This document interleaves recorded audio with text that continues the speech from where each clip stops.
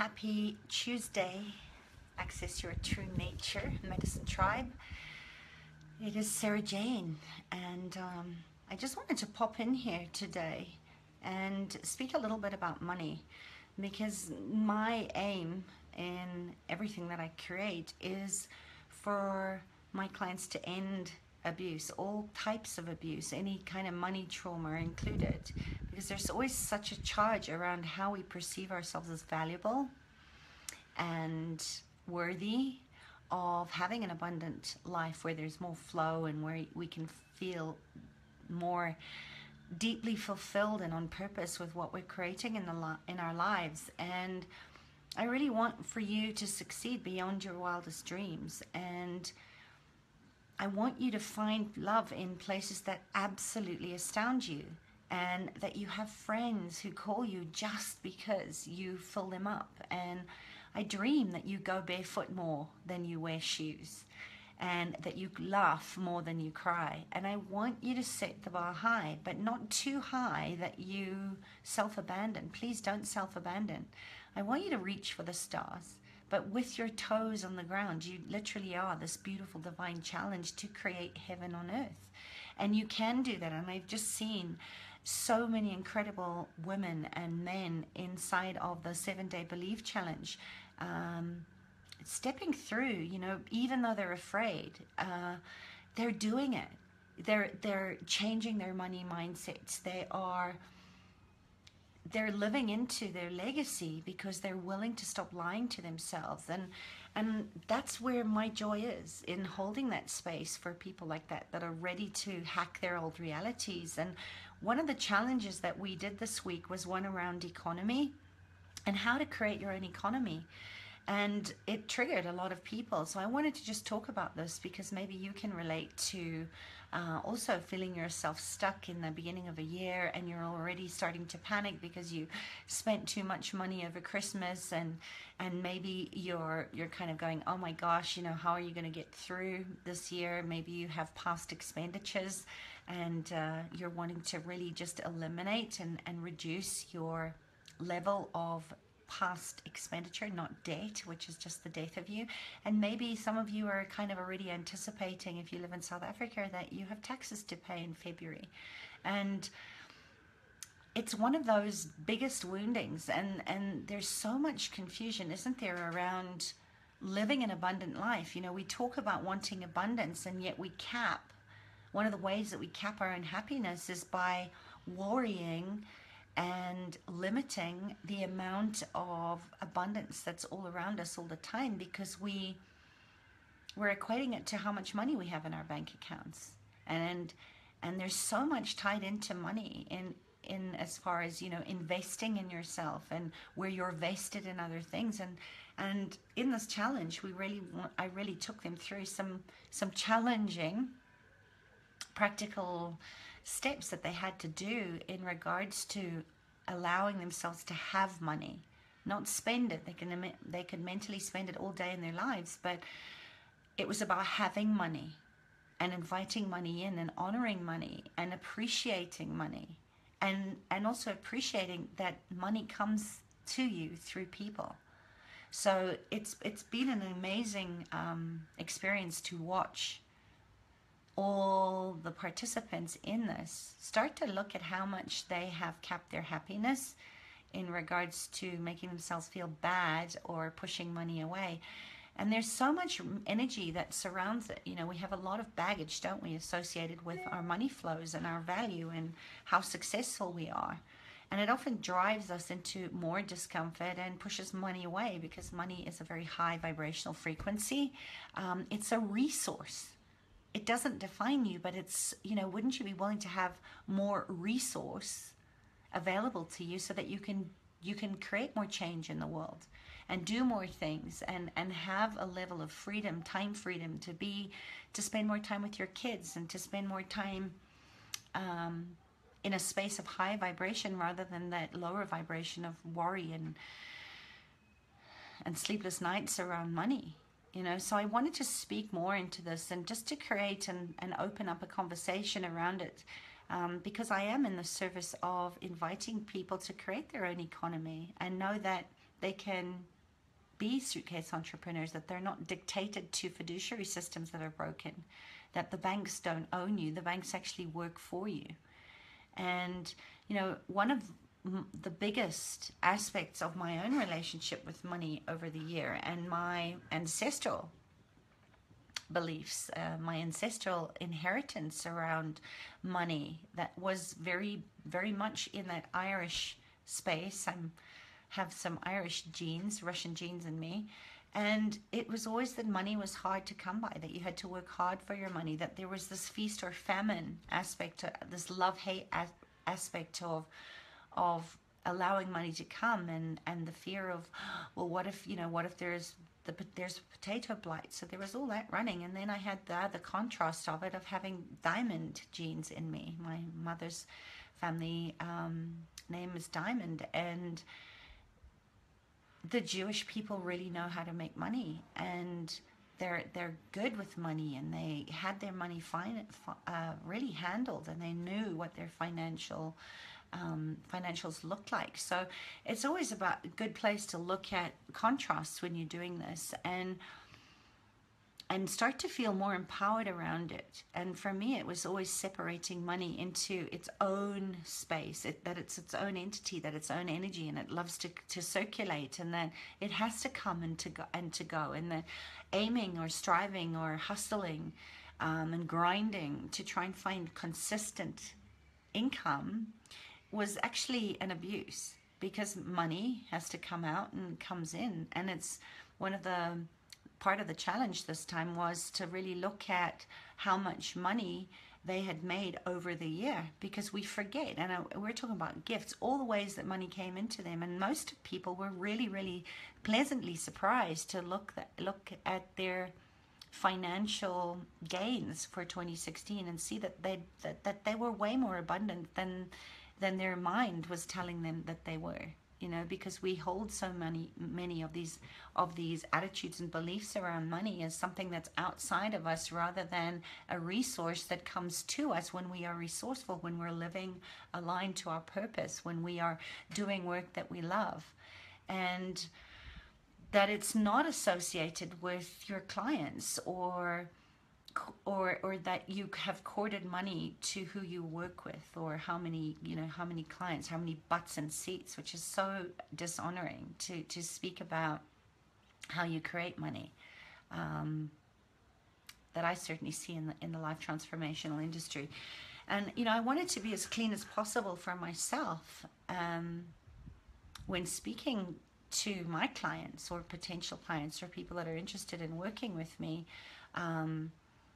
to really have an ability to focus on them and what they needed, and how I could serve them in a unique prescription that was meant for them, that wasn't just some random cookie cutter regurgitated stuff that's a one size fits all. And if I could help them, it was really, it's never about signing a client or making them sign a 10-page contract, which I've had done to me, and I'm not saying that it's wrong. It just doesn't feel light for me to tie people into that. For me, contracts are made because we have already projected that someone's going to break it. So it's really about leaning into trust, and it's never about meeting a quota or putting the pressure into the conversation that this person is somehow responsible for my happiness or my abundance or my money flows.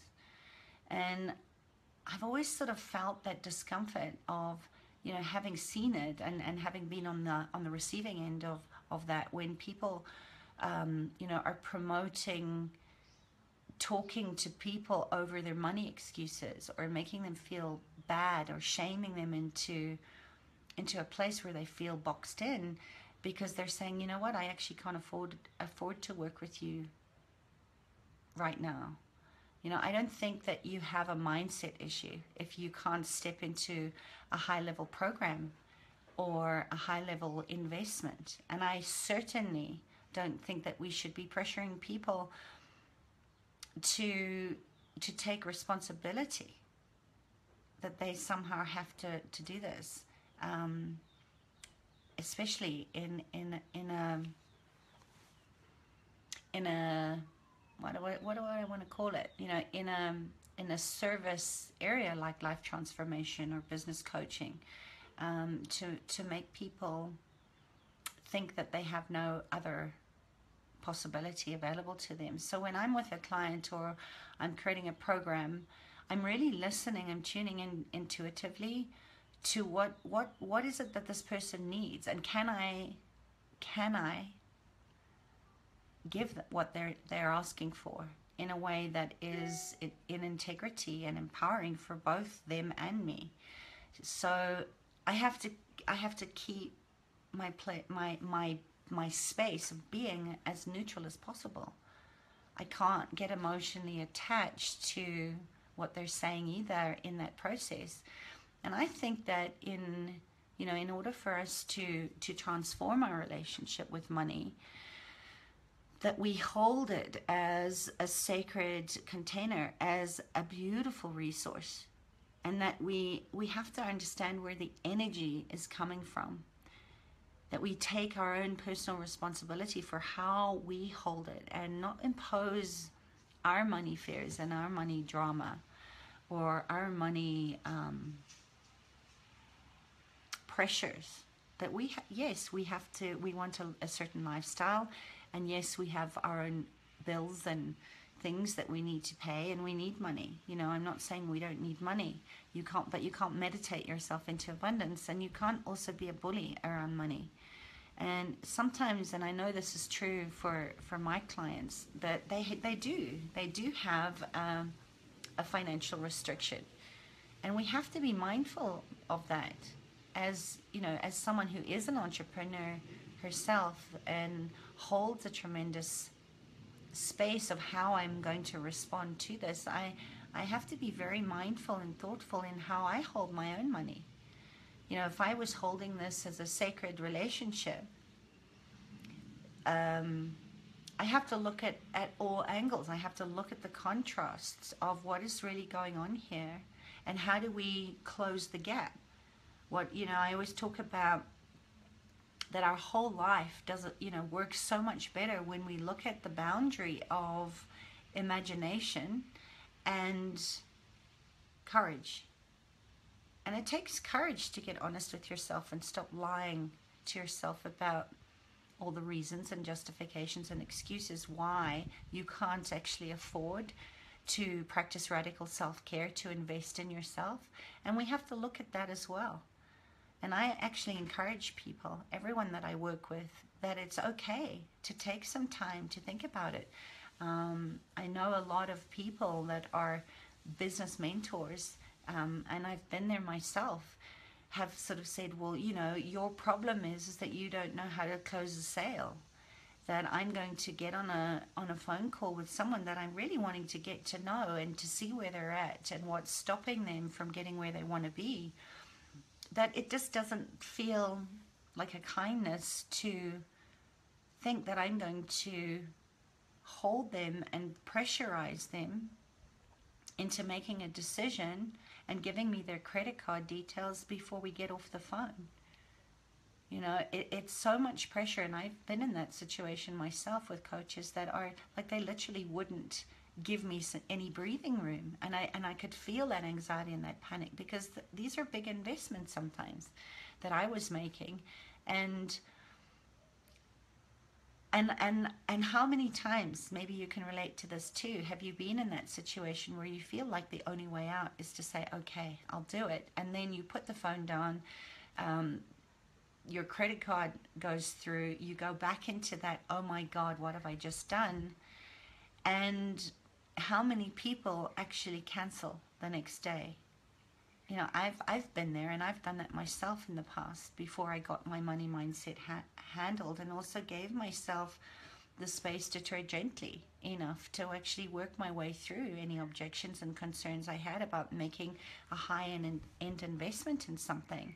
So, I want people to be able to have the space to really think about it and to get real with where they're holding fear or concern, and feel into it, and to get the alignment and to be able to get back on a call with them and be able to give them options that work for them, that are still a stretch, but that they feel comfortable knowing that they're going to commit to do the work and get the results that they want, because there is a stretch out of their comfort zone in the investment. You know, as much as I give a lot of free resources, and I show up and I serve with these little Facebook lives, and I run free challenges, and I'm always in a place of how can I give greater than I was yesterday and lead with generosity. There is something in that sometimes where I see the same people showing up that take a lot of the free resources and they listen to podcasts, but they never really commit to investing in themselves. And that's a little frustrating, because I know that doesn't always get you the results. You don't go to a networking event and hand your business cards out and ask a couple of people, you know, what do you do, and go home and find, you know, a $10,000 check or an email from somebody saying, oh my God, I have to work with you. And I think that's really part of this money thing, is that money comes to us through people that feel that they can trust themselves enough for you to hold a container of loving support, to get them where they want to go. And we need to really deepen into our practice of our relationship with ourselves. You know, if you can't see your value or worth, how can you expect other people to? You know, if you wouldn't invest in yourself, how can you expect other people to invest in you? So pay attention. You know, pay attention to how you want to relate with money. And don't let anybody else dictate what that needs to look like for you. If you need time, take the time. If you have to be mindful about your financial situations, if it means that you know that you're not going to have the money for your rent or to pay your children's school fees, if you're investing in something, that is not being very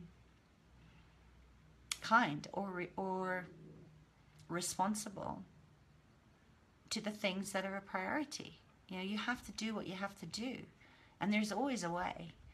It doesn't mean that you don't have the right mindset. It means that you're being very conscious and considerate of the things and the people around you that rely on you to be in a great relationship with your money flows.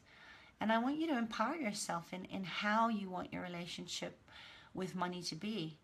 I give myself an intention every year with every investment or opportunity that comes into my awareness. I give myself to settle in and to feel good about it, and to use my intuition, and to ask generative questions of, if I invest in this, what will my life feel like 6 months or a year from now or 2 years from now? And I use that heavy light tool of, if it's light, it's true.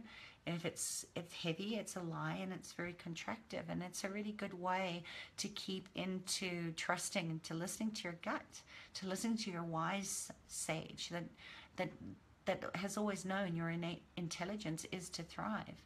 And you'll never go wrong if you actually give yourself the space and the quietness to settle in and really feel your intuitive process of choosing it or not choosing it.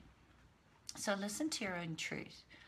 And for me, every time when I do that, I always invest or I take a risk, but not before I go into that deep space of congruence with listening to my wise sage, listening to the wisdom of what this is going to look like for me. So you get to choose how you feel around money, but you know, take some time and spend moments journaling or meditating or asking these kind of questions to consider, how am I in relationship to this thing or this investment, or someone investing in you, without any emotional attachment. You know, it's something that I'm very mindful of as I grow my business, and as I create a pathway to honoring the spaces where I've invested heavily in past expenditures myself. And it took me 6 years after I had been liquidated and sequestrated and lost everything to pay off a lawyer that at the time I couldn't afford, but I knew I need one to get out of a very messy divorce. And at the time, I knew that I would find a way to honor that relationship and pay that lawyer. I didn't know how I was going to do it, but I did it slowly, one step at a time. And if you're just open to asking people how, what else is possible, how else, they'll always find a way, just as I do with my clients, to work out a payment plan, or to work out a way that they feel comfortable stepping into that space and investing in the help that they need from the people that have the expertise that you might not have, which for me in that case was a lawyer.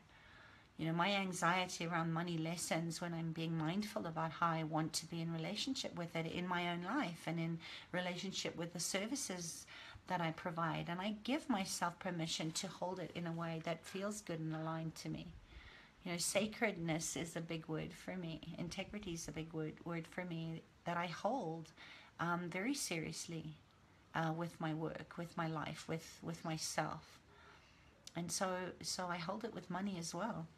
And when I'm doing my monthly financials and budgets, I hold that energy of sacredness around it. And that really supports me and helps me feel empowered and grounded into doing my work, getting my financials handled, being able to see it. Because if you can't measure and track if you're not tracking. You have to track in order to measure your results. And how many times when you don't write things down do you not see a result? So when I think about how I want to energetically relate to money, when I think of the word sacred integrity, it allows me to deepen into my receptivity about how am I feeling in this moment in regards to it. And this is so much, there's so much wealth in that.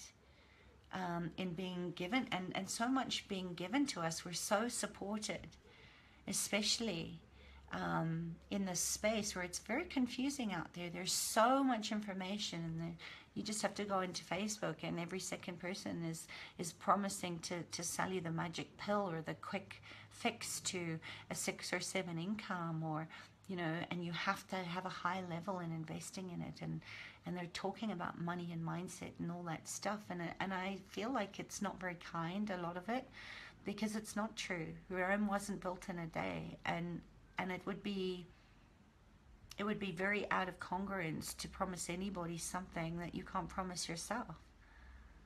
The most freeing and liberating experience that also deepened and manifested in my own relationship with money and how I was responding to money, and how money, how I wasn't allowing money to circulate in my life, was giving myself permission to really honor how I wanted to look in regards to being with money, and using money as a resource to do things that make me feel really good, like donating a portion of my income in the work that I do with my animal communications and healing with animals. I give 50% of my income to my charities to pay it forward and get it circulating in a way that I know is going to come back to me tenfold, because there isn't a scarcity attached to it. It's just like I'm in such deep appreciation of that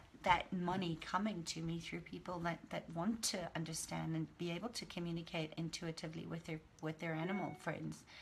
And it's still uncomfortable for me at times. I mean, I still find myself navigating new aspects of relationships and expanding my expenses, and having mortgages, and having debit orders coming off every month, and every up level for every time you increase your results and increase your money flows. I've seen this so many times with my client.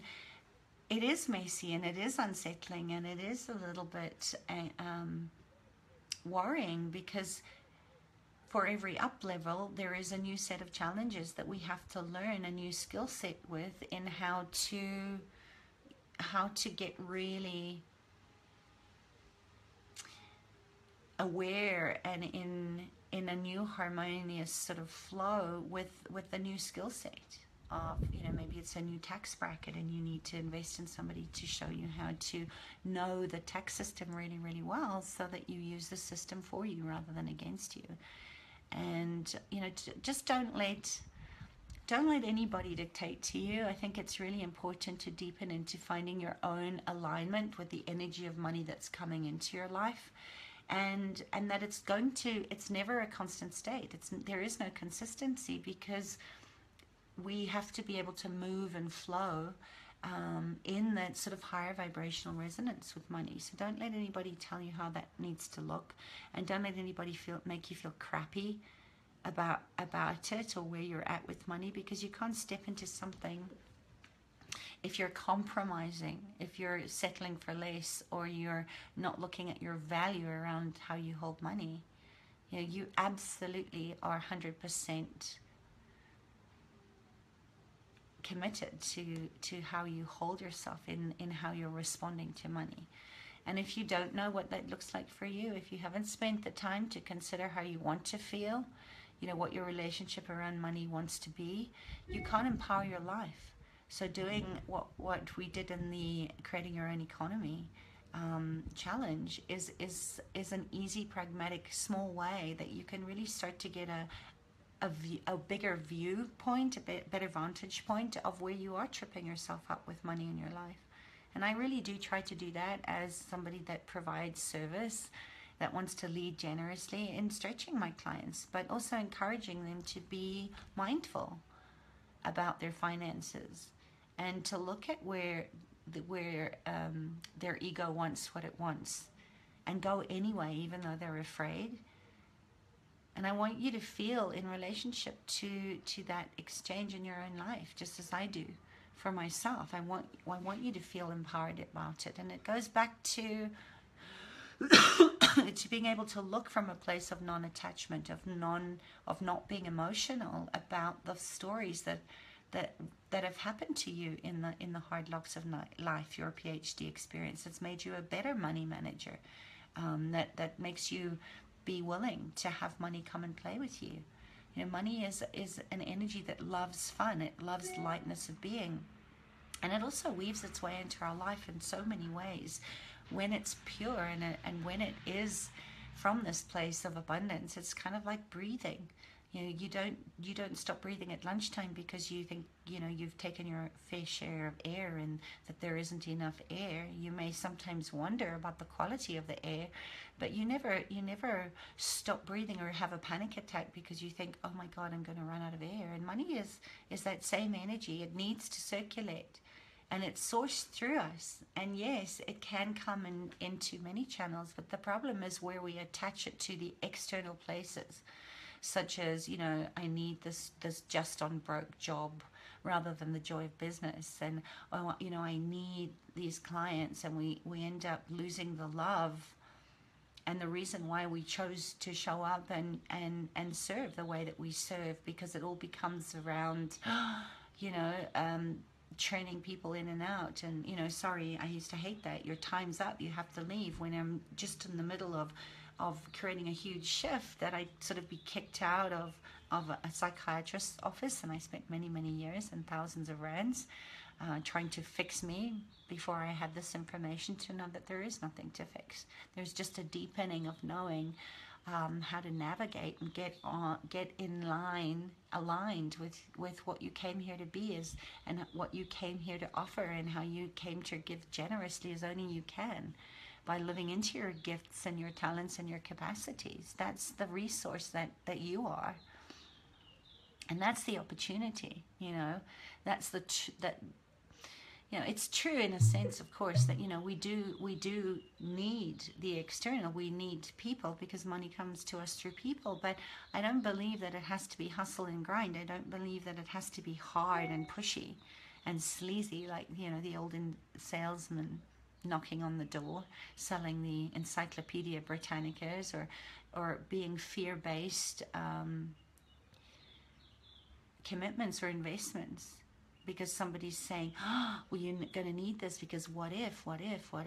It's about being realistic about it. And it has its own place in our lives. And I think, and I know this for myself, that when we can let go of it and of having it have to come through places, or attaching it and getting emotional about it, or going into panic because it's not coming in as fast, or in the amount or the way that you want it to come in, where we start going into the old stories, the hysterical culture of all the losses and the failures that we have, then we can be more liberated in how it comes through you and to you.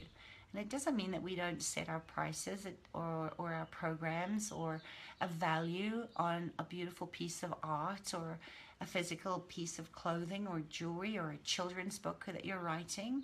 But it does mean that we can be a lot more clear and a lot cleaner. You know, those bright lines that I often talk about is you have to be willing to stop lying to yourself. You have to be honest and see the bright line.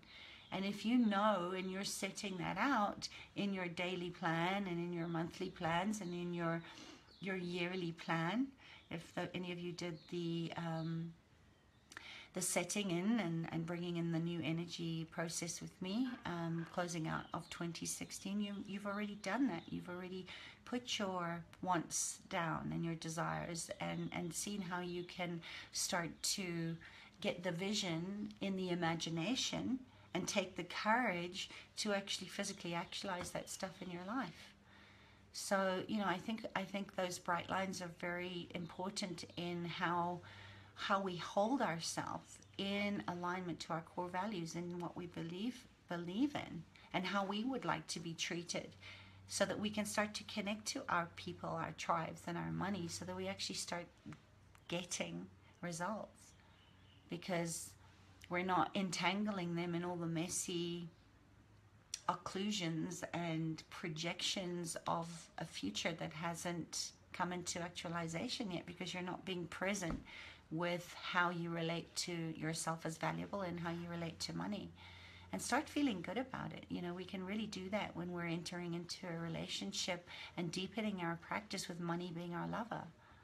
That's how, you know, how we shift how we handle money, and we allow money to come to us and hold money as sacred, because it is. It's just an energy, just as you are. And just as you are a valuable resource, so is money. It just changes form. It just changes form. So that's kind of my thoughts today. I'd love to know how that lands for you, if that resonates with you. And let me know. Post in the comments and questions how you currently feel about your money flows. You know, what comes up for you when you listen to this. And let me know, you know, what's working for you. And what does it look like to empower your alignment with money to come to you with more ease and grace and flow, because you can trust yourself to be a self-fulfilling, constantly increasing flow of creative sexual energy. That is the energy of money. So have a good day. I'd love to know what you're choosing, and if I can support you in any way to amplify your frequency of being the energy of gold and silver and precious jewels and things that have exquisite intrinsic value, including money. Let me know. I'd love to have a conversation. And I've got about 3 complimentary clarity discovery sessions still open, and we start the Gifted Life Project on the 1st of February. So if that interests you, let me know. I would love to have fierce, strong, brave women or men like you come into this program, where we're really going to go deeper into how you can create your own economy and live into your gifted life. So have a good day wherever you are. I love you guys. Bye. Mwah.